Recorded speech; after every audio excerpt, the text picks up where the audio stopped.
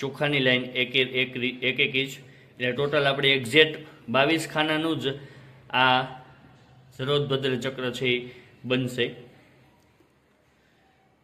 18 ખાના હોય છે, પણ બંને બાજુ એની બોર્ડર જે છે એ આવે છે બંને બાજુ। આપણે અત્યારે સરોદભદ્ર ચક્ર માટે એને દોરી રહ્યા છીએ, પછી 5 ધાનથી એને ભરવાનું આપણે આગળ વિડીયોમાં જોશું। અત્યારે આપણે જુઓ છો તો એક એક ઇંચે એનું નિશાની કરી રહ્યા છીએ, જેથી કરીને આપણને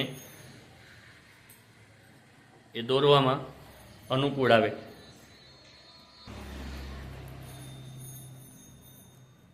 આ રીતે એક એક ઇંચે અંકન કરી રહ્યા છીએ।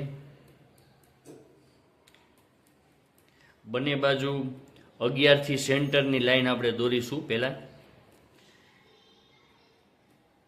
એક એક ઇંચે પેન્સિલથી આપણે એ ખાના, એટલે એક્ઝેક્ટ માપના ખાના છે આપણા બને।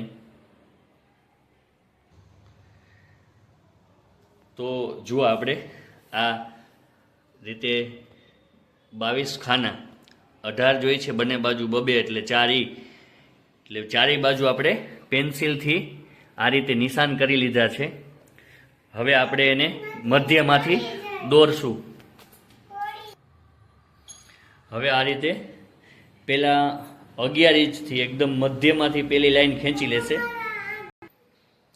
તો આ રીતે આપણે સ્કેલ દ્વારા એને દોરશું।